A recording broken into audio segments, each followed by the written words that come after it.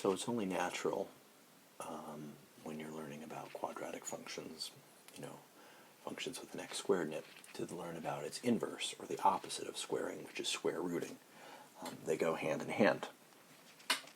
So we're going to learn how to take some square roots and then kind of fold that in to the other material that we've been learning. So here's some examples of some square roots, and I want to show you how to think about them. If square rooting is the opposite of squaring, someone asks you something like, what's the square root of 4? We know that it's 2, but why? Well, since we're basically asking ourselves what number times itself equals 4, and that number is 2. So when you're being asked what the square root of 4 is, you can be asking yourself what times itself makes 4. So what number squared makes 4. So you see how they're totally related. So for instance, the square root, if someone asked you what the square root of 121 was, they're asking you what number multiplied by itself makes 121, and that number is 11. So the square root of 121 is 11, because 11 squared is 121, so you can see how squaring and square rooting are related. Now, square root of negative 81, that's interesting. They're asking us, well, what number multiplied by itself results in negative 81? Now you might try positive 9. Positive 9 times positive 9 is going to make positive 81. If you try negative 9, and negative 9 times a negative 9 makes positive 81 as well. So there's no way that you can square and get a negative number if you're going to use real numbers. So this is undefined, or it does not exist. We cannot do it. We'll learn about imaginary numbers soon enough that kind of unlock that door, but when we're only considering real numbers, you cannot take the square root of a negative number. If you tried to do it in a calculator, the calculator would freak out and say non-real answer. So here's a couple of key rules as we're moving forward. We'll use this top rule a lot. If you have a square root of a product, it's equal to the product of the square roots. So let's just do a quick example of this rule. Let's say we were asked what's the square root of 28. Well, we know that 28 is 4 times 7.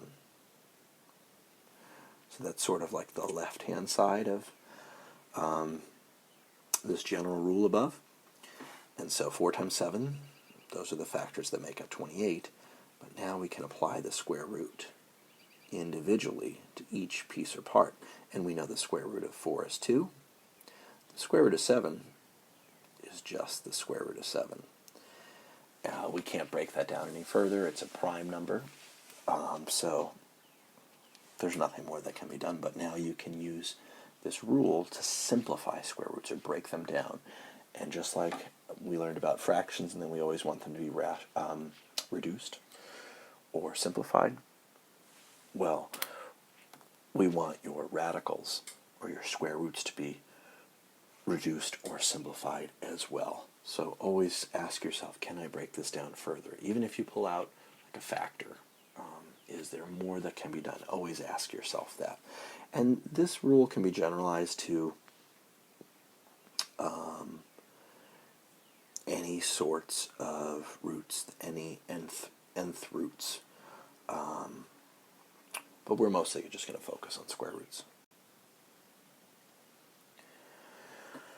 So again, we have 75. We break it down into factors.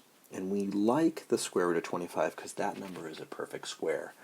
1, 4, 9, 16, 25, 36, 49, 64, 81, 100, 121, 144. Those are all numbers that are perfect squares that you can perfectly take the square root of. So 25 is a perfect square. What that means is we know the square root of 25 is 5. Why? Because 5 times 5 is 25. And then that square root of 3, which is prime, just gets trapped underneath. And that's how we're going to simplify. So you can see from here to here, we're applying that rule where if you have two factors underneath one radical, you can break it into each factor underneath its own radical. That's really what the rule says. So now what we're going to do is we're going to simplify some radicals, and things are going to get progressively more complicated. On this first example, there's a 5 standing out front. It just means 5 multiplied by the square root of 63. So just let it hang out there. And let's simplify 63.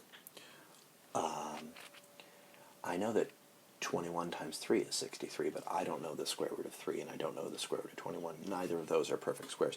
But I do know that 9 times 7 also makes 63.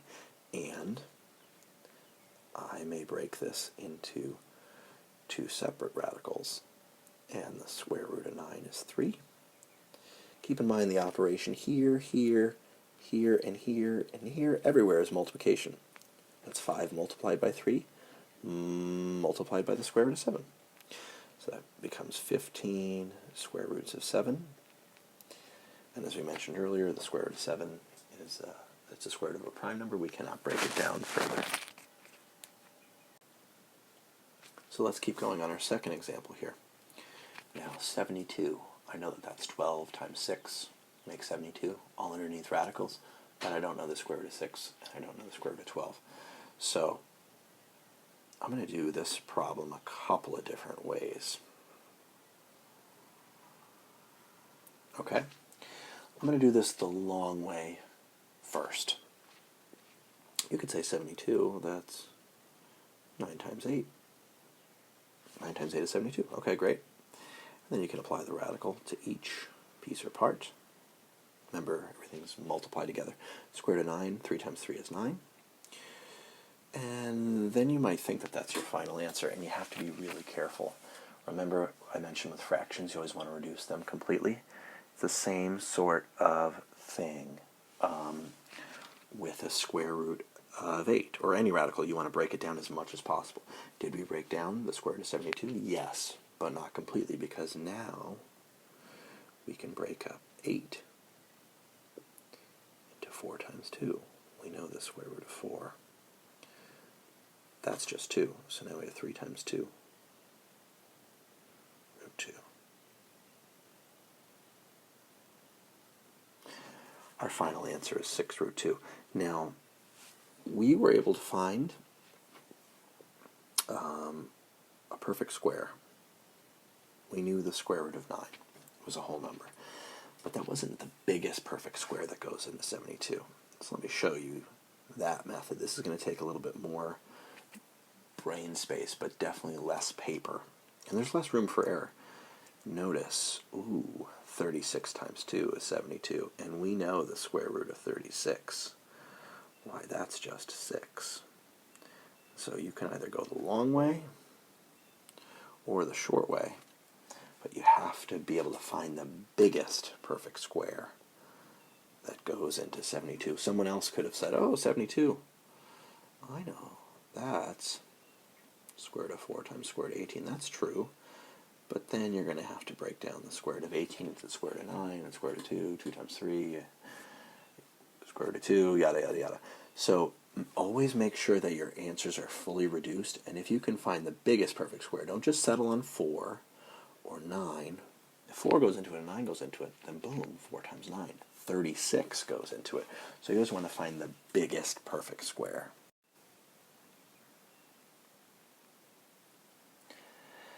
Now, our third and fourth examples, we're really going to be focusing on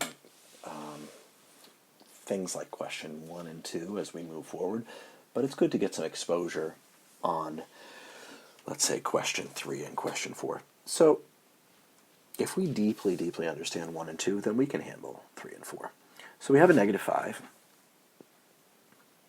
and then we have a bunch of things going on. We have 72 multiplied by x to the third multiplied by y to the fourth. So I'm going to just break down each of those factors into its own radical, because we know that we can do that based on the rule that we mentioned earlier. Now, we had just said the square root of 72. We know how to simplify that. That breaks down into 6 root 2. But now the weird part is, how do we handle an x to the third and a y to the fourth? Well,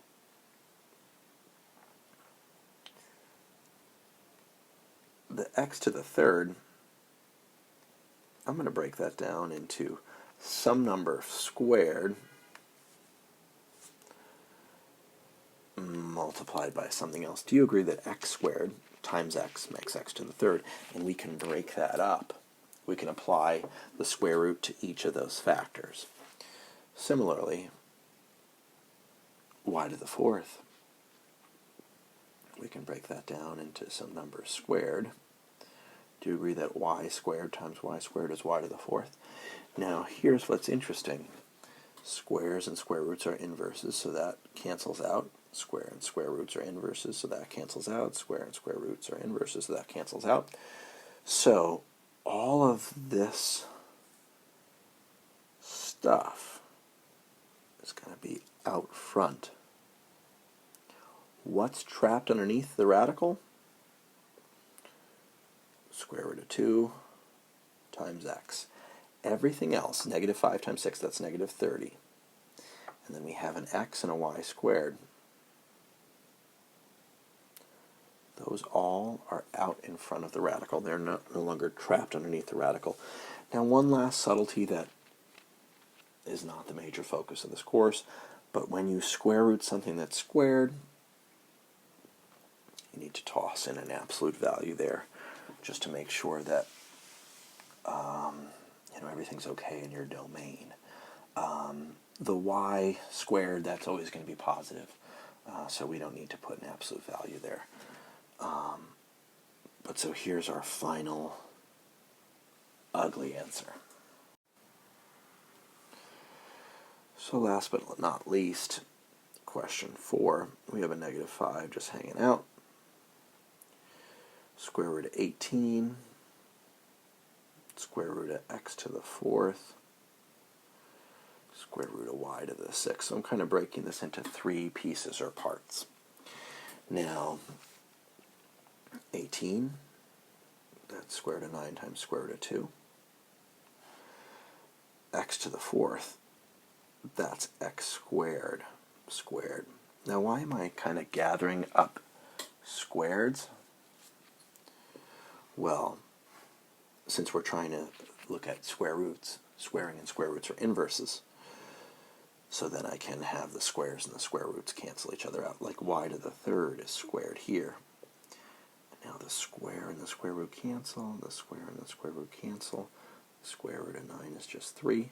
So we've got negative 15 out front. We have an x squared.